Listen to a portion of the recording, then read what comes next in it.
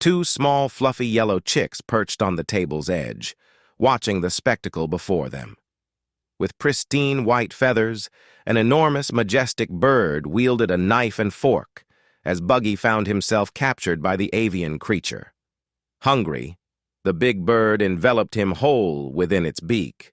The two chicks chirped in mild amusement, thinking their companion was destined for a peculiar dinner engagement. Yet the grand feast was not to be, for the avian gourmand, after a brief moment of contemplation, expelled Buggy with a force that defied the laws of nature. The once captured pirate soared through the air at incredible speeds, his orange cape flailing in the wind with sheer panic. As Buggy flew, the creature thought how terrible the pirate tasted.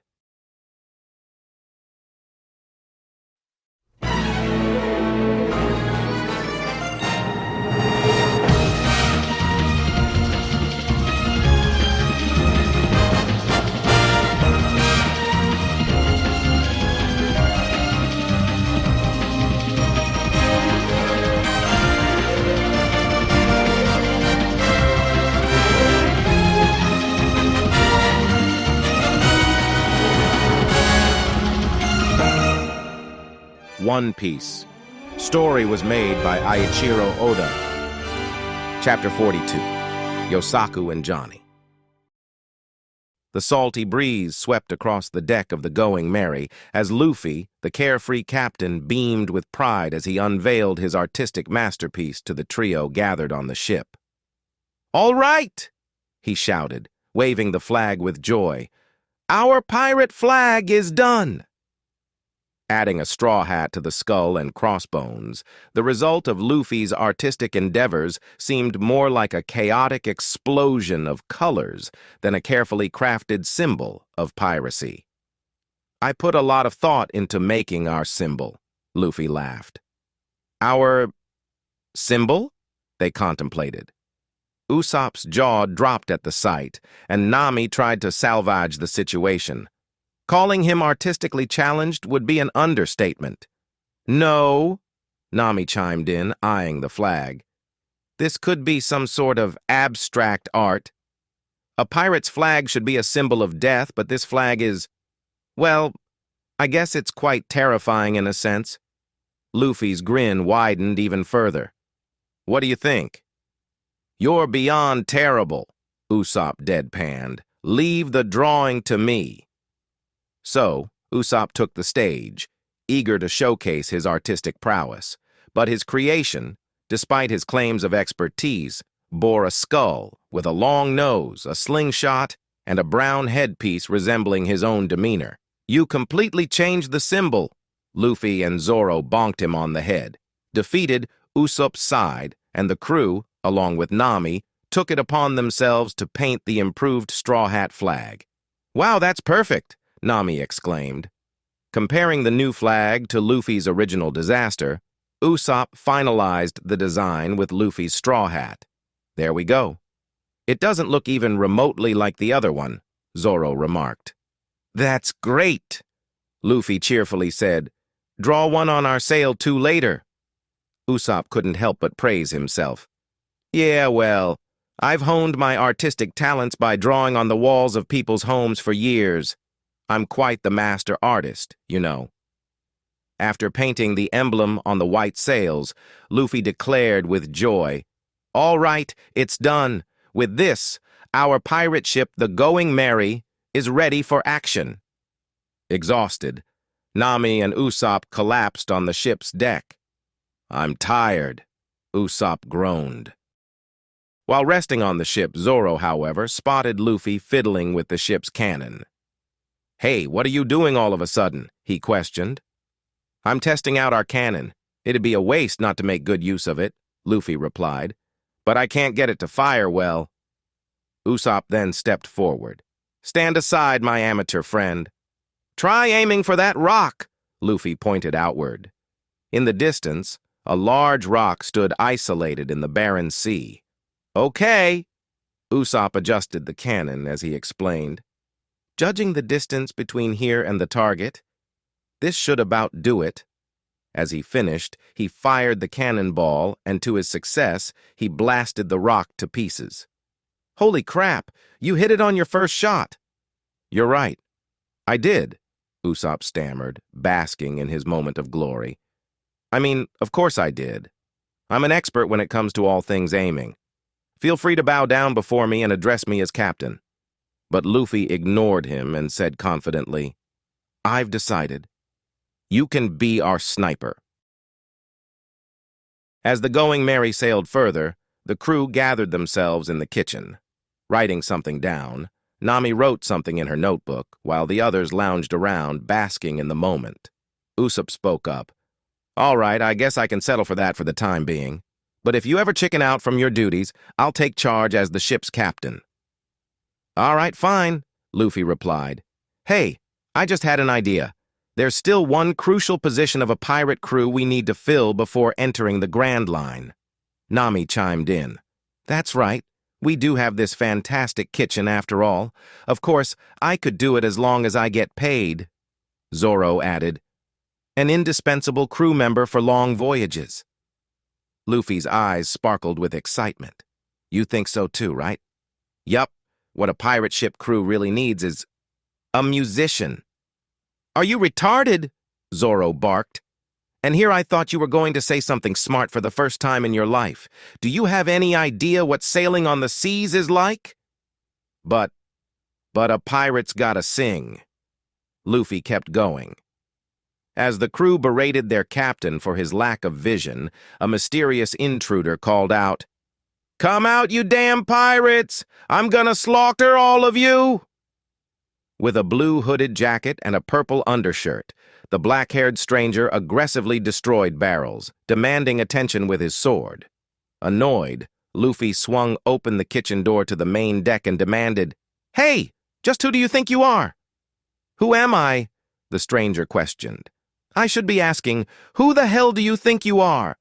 A swift slash followed, directed at Luffy, who leapt into the air, narrowly avoiding the attack. The attacker, with the word "sea" tattooed on his left cheek, dashed forward, engaging in a fierce battle. As the crew watched the scene, Zoro asked, "How many enemies are out there?" Nami, peering out from the window frame, replied, "Just one, I think." "Oh, then just let Luffy deal with him," Zoro suggested. "I've killed countless infamous pirates," the intruder spat with disdain. "And yet a nameless person like you dares to kill my partner." Fueled by vengeance, the blue-hooded opponent charged towards him with his sword aimed high. In response, Luffy leaped in the air and caught a hold of him from behind, gripping his head. "I don't know who you're talking about, but don't wreck my ship." He then hurled the foe against the ship with a loud crash and finally resigned from the fight. "Almost had him." Taking his straw hat off briefly, Luffy sat down and asked, "Just what the heck are you shouting about anyway?"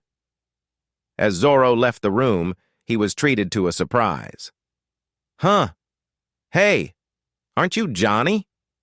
With a bloody nose, he got to his feet and exclaimed, "Zoro, is that really you, bro? Where's Yosaku? Isn't he usually with you?" Zoro questioned.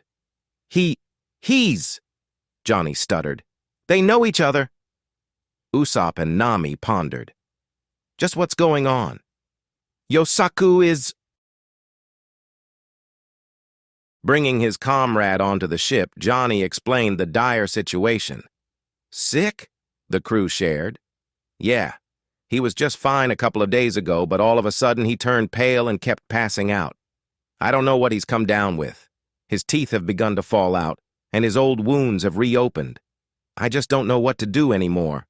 I was trying to at least let him get some rest on top of that rock, but all of a sudden, this ship fired a cannonball at us." Their jaw dropped as Luffy and Usopp bowed their heads. "We're truly, truly sorry." "It's fine, what's done is done," Johnny said. "If all problems could be solved with a simple apology, there wouldn't be any need for policemen." They pressed on. Johnny continued with tears. "Yosaku and Johnny, We were infamous enough to have pirates shaking in their boots at the mere mention of our names from time to time. We've lived and worked together as bounty hunters for years. Is this how it's all gonna end?" "God, how thick could you get?" Nami shouted. "What did you just say?" Zoro contested. "Lady, I won't let you go free if you dare to make a mockery of my partner's suffering." But Nami, pointing to the kitchen, said, "Luffy! Usopp! There's some limes in the kitchen. Go squeeze the juice out and bring it here, ASAP." As they hurriedly ran to the room, Johnny thought aloud, "Limes." Returning, Usopp held Yosaku's head as Luffy forced a hefty mug of lime juice into his unconscious mouth. "He's afflicted with scurvy," Nami explained. "If we're not too late, he should recover just fine in a few days." "Are you telling me the truth, sis?" Johnny praised. "Please don't call me sis," she continued. "In the past, it was practically a death sentence for sailors. It's caused by a lack of nutrients found in fruits and vegetables. It was quite common back then because ships simply didn't have the technology to effectively store fresh fruits and vegetables for long periods of time." "Wow, you're like a doctor," Luffy praised. "Yeah, I always knew that girl was special. Usopp's eyes are never wrong," he added. "If you're going to be sailing, you should know at least this much. God, your stupidity will be the death of all of you," Nami barked. Feeling better, Yosaku got up and celebrated his recovery with a shout, "All right, I'm charged up on nutrients and ready for action." His comrade laughed as he joined in. "My partner's fine now." "Like hell he could recover that fast," Nami boomed. After recovering, the bounty hunter duo formally introduced themselves to the crew. "Sorry for the late introductions, the name's Johnny," he shared, while his partner stood next to him, smoking a cigar, said, "And I'm Yosaku. Zoro used to bounty hunt with us in the past." "Nice to meet you all. I don't know how to thank you. I thought I bit the dust for sure," Johnny continued. "Well, color me surprised. I never would have expected the infamous pirate hunter Zoro to have become a pirate himself." But Yosaku stumbled, and his mouth started to bleed. "Yosaku! Just shut up and get some rest already," Zoro said with irritation. Knocking himself out, the crew decided to talk with one another. Nami warned, "Let this be a lesson to the rest of you. These are the kinds of dangers we'll have to face on long voyages," Zoro added. Resting on the wooden mast, Usopp wondered, "He would have died for sure if he hadn't come across us. We definitely need someone to think about our diet to see to it that we stay healthy. What we need is a chef of the sea." Luffy couldn't help but buzz. Nami continued, "If you think about it, that's one of the most important talents to have when you're out on the seas." With his tongue sticking out, Luffy shared, "All right, I've decided then. Let's go look for a sea cook. Eating good food is never a bad thing." Johnny raised his hand. "Bro." "What is it, Johnny?" Zoro replied. "If you're looking for a cook, I know just the place. Of course, getting one to join you is another matter altogether." "A restaurant of the seas?" "That's right. You should be able to reach it from here in 2 to 3 days, but that place is close to the Grand Line, so you gotta be careful. Lot of dangerous guys around those parts. Even that hawk-eyed man you've been looking for has been sighted there once before." Zoro stopped in his response silently, as Johnny still pressed onto the group. "If it's all right with you, I'll lead the way." "All right!" Luffy, Nami, and Usopp cheered. Picking up the odd duo Yosaku and Johnny, the ship changes direction slightly to the north. Their destination, Restaurant on the Seas.